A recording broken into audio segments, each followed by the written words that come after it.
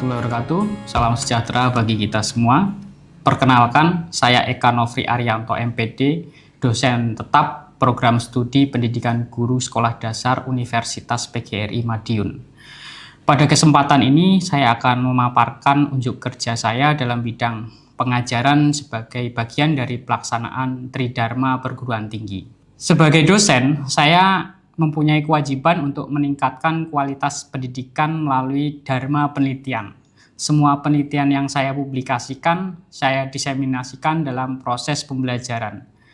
Dalam menjalankan tugas pengajaran, saya mengampu beberapa mata kuliah, di antaranya konsep pembelajaran IPS. Setiap mata kuliah yang saya rancang berdasarkan capaian pembelajaran lulusan dan capaian pembelajaran mata kuliah yang mengacu pada kurikulum program studi. Sebelum perkuliahan dimulai, saya menyusun rancangan pembelajaran semester, bahan ajar, media pembelajaran, instrumen asesmen, dan rubrik penilaian secara sistemis agar proses pembelajaran berlangsung terarah dan terstruktur. Mata kuliah konsep dasar IPS SD ini merupakan mata kuliah yang memberikan pemahaman kepada mahasiswa PGSD tentang konsep dasar IPS sebagai landasan kajian yang bahannya bersumber dari kehidupan manusia di masyarakat, yang aspek-aspeknya itu meliputi geografi, sosiologi, antropologi, ekonomi, sejarah, dan juga politik. CPL dari mata kuliah ini yang pertama itu adalah menerapkan pemikiran logis, kritis, kreatif, sistemis, inovatif, dan dalam konteks pengembangan ilmu pengetahuan dan teknologi yang menjunjung tinggi nilai humaniora. CPL yang kedua menganalisis penerapan keilmuan kependidikan dasar dengan mengedepankan pendidikan inklusi yang berbasis teknologi dan kearifan lokal. Sedangkan CPL yang ketiga menerapkan konsep pengetahuan keterampilan dasar dan mendemonstrasikan keterpaduan dalam pengetahuan dasar bidang studi. CPMK mata kuliah konsep dasar IPS ini yang pertama mampu menjelaskan hakikat IPS dan ilmu-ilmu sosial. Yang kedua mampu menjelaskan konsep, ciri-ciri konsep, dan hubungan antara fakta dan konsep. CPMK yang ketiga mampu mendeskripsikan ruang lingkup dan konsep esensial ilmu sosiologi, ekonomi, sejarah, geografi, antropologi. Sedangkan CPMK yang keempat mampu menganalisis fenomena kasus berdasarkan perspektif ilmu-ilmu sosial. Dalam proses pembelajaran, saya menerapkan pendekatan yang berpusat pada mahasiswa. Saya tidak hanya menggunakan metode ceramah, tetapi mengkombinasikan dengan diskusi kelompok, studi kasus, pembelajaran berbasis proyek, dan juga pembelajaran berbasis masalah. Presentasi juga, refleksi, serta pembelajaran kolaboratif. Pendekatan ini bertujuan agar mahasiswa mampu menghubungkan konsep teoritis dengan realita kehidupan sosial dan juga praktik pembelajaran di sekolah dasar. Dalam pelaksanaan evaluasi, saya menerapkan asesmen autentik yang menilai aspek pengetahuan, keterampilan, sikap secara proporsional. Penilaian dilakukan melalui tugas individu, tugas kelompok, presentasi, proyek, portofolio, serta observasi aktivitas mahasiswa dan juga kuis. Selain itu ada ujian tengah semester, ujian akhir semester, dan juga memberikan umpan balik dan yang kontekstual sebagai bahan reflektif dalam perbaikan proses belajar mahasiswa. Baiklah, kita akan memulai praktik mengajar untuk mata kuliah konsep dasar IPS pada kesempatan selanjutnya.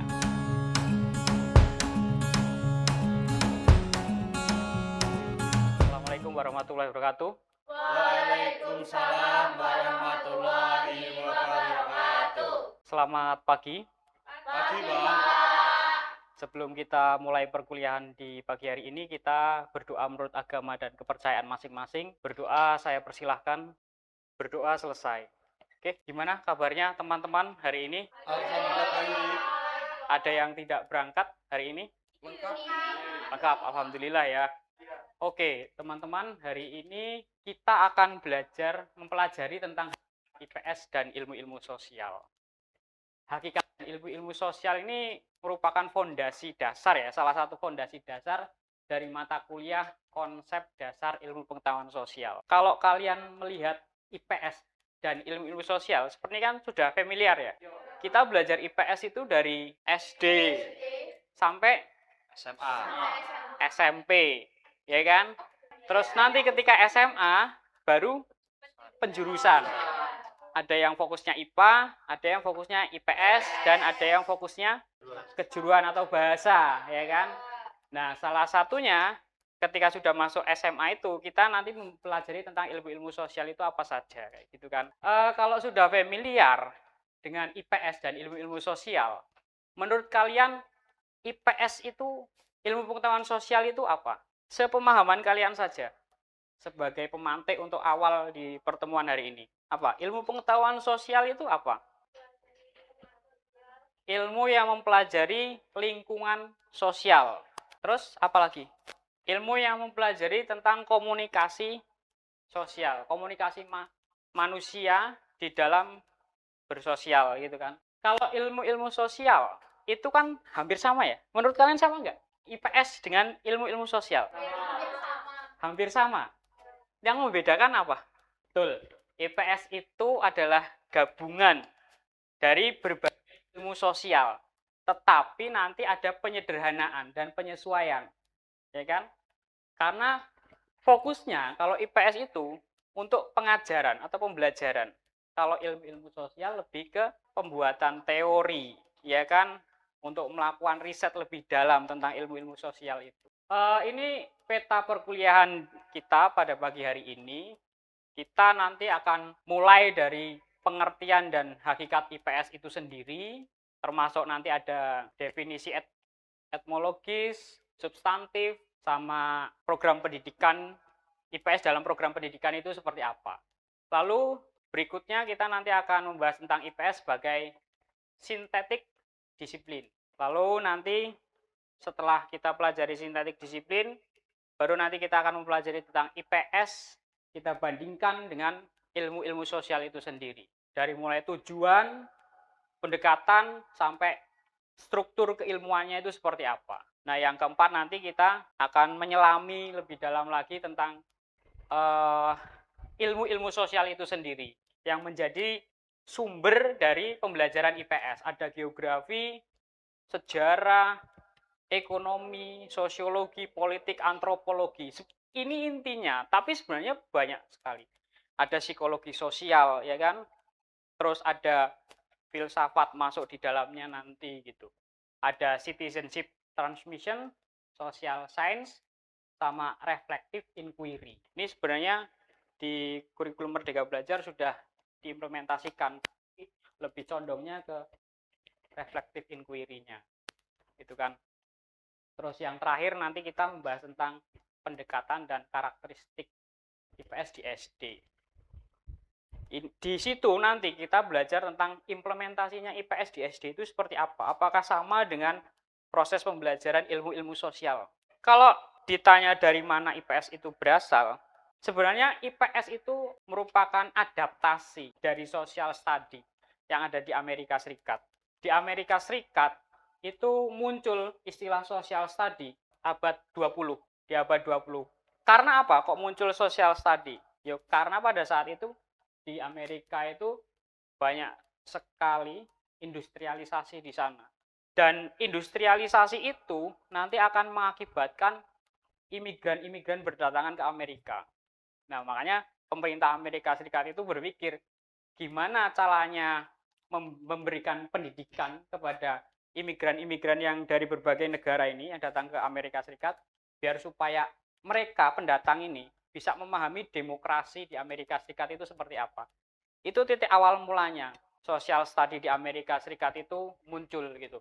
Kalau di Indonesia sendiri baru masuk kurikulum pendidikan itu di 1975, teman-teman. 1975 baru kita implementasikan, masukkan ke kurikulum pendidikan, terus tentu saja ada penyesuaiannya ya di sini.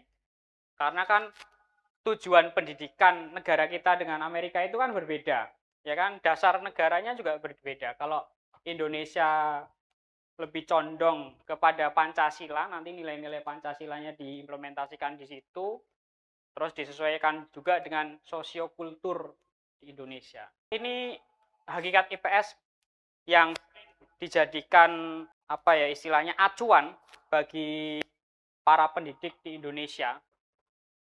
Ada 3 unsur kunci di dalam definisi yang disampaikan oleh NCSS. Yang pertama itu integrated study. Integrated study itu disiplin ilmu yang digabungkan menjadi satu kesatuan untuk kepentingan pengajaran. Istilah mudahnya seperti itu. Yang kedua, civic competence. Jadi tujuan IPS itu adalah bukan menciptakan ilmuwan-ilmuwan di bidang sosial, tetapi lebih ke gimana caranya menciptakan, mendidik generasi bangsa biar supaya menjadi warga negara yang baik, warga negara yang kritis, warga negara yang demokratis.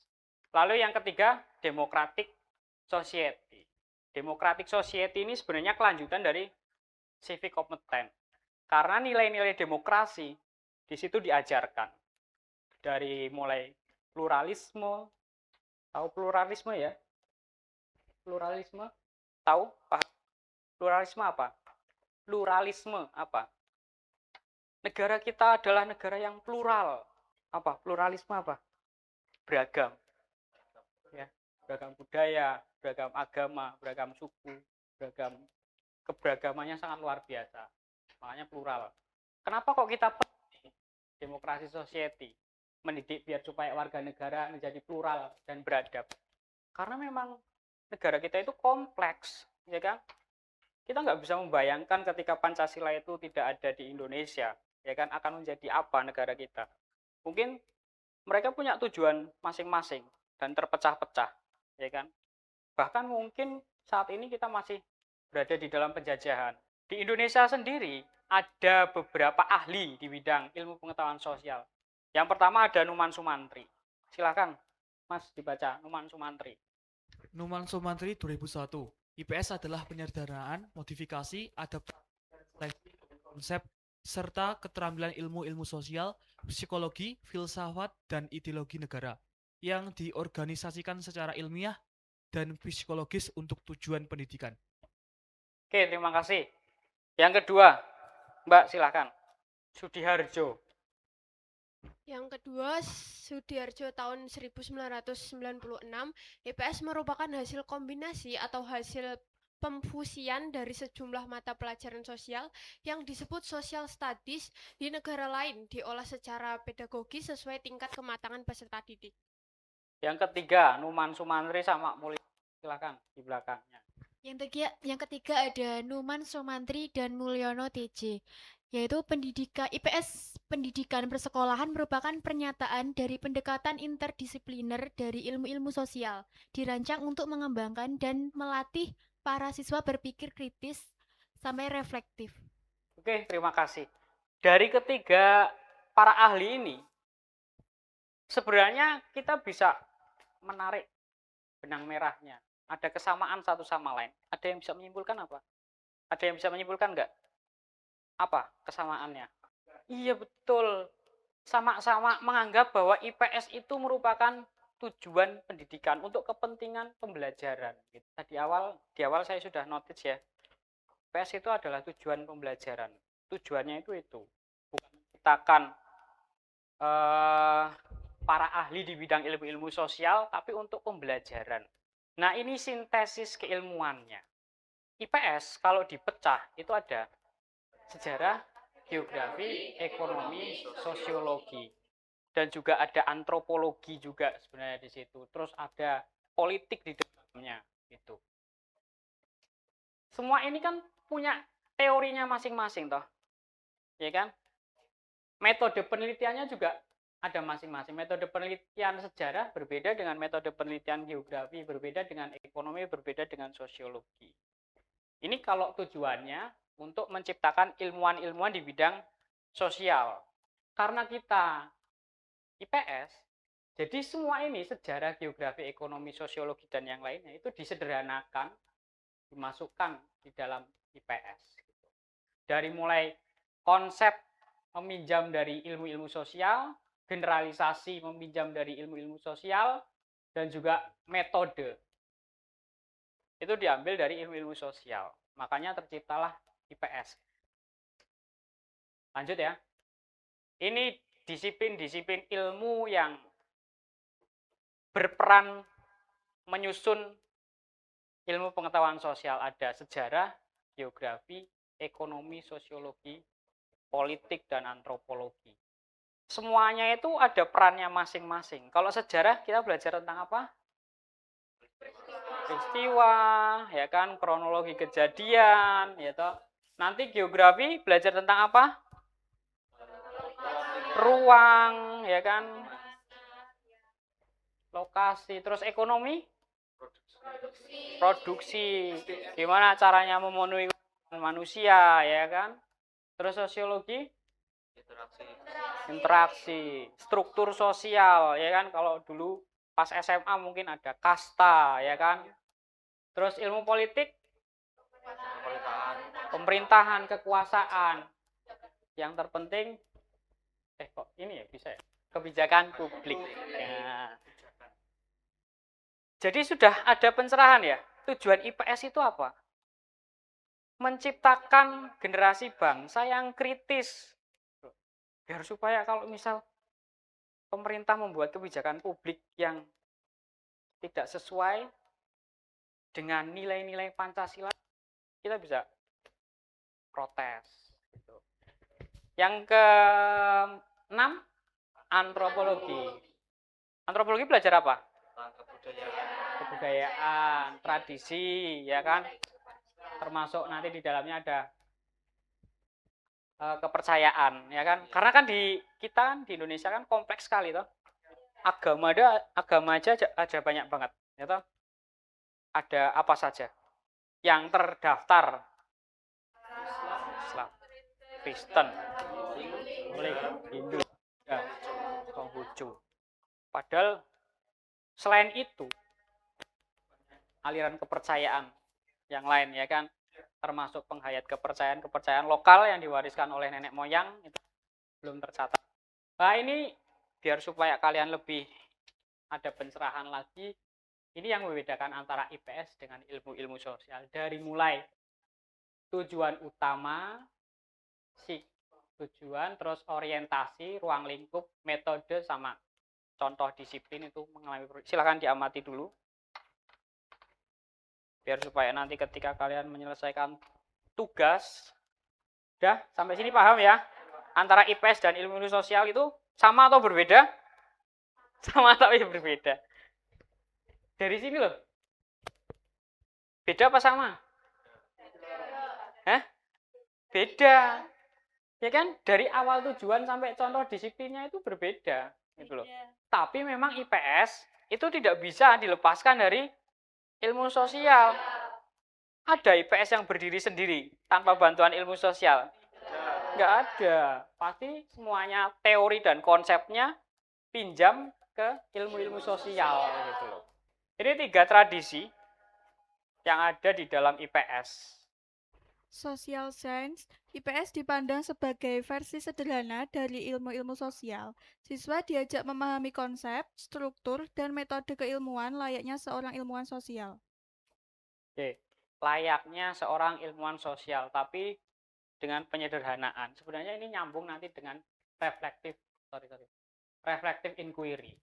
Reflective inquiry ini kan dalam proses pembelajaran kita nggak bisa hanya menyampaikan teori-teori saja, menjelaskan IPS ini seperti ini, tanpa siswa diajak untuk riset, ya kan? Diajak untuk memahami lingkungannya, apa saja yang menjadi problem, masalah di lingkungan sekitar mereka. IPS itu tidak akan bisa nyantol gitu loh. Tidak akan paham peserta didik itu tujuan dari IPS itu sendiri apa. Belajar IPS itu tidak dari hal yang abstrak, tetapi hal yang mudah dipahami dan dekat dengan peserta didik. Salah satunya adalah diri dan keluarga, ya kan? Gimana peserta didik itu memahami tugasnya sebagai anak, ya kan? Tugasnya sebagai siswa ketika di sekolah, di lingkungan keluarga seperti apa.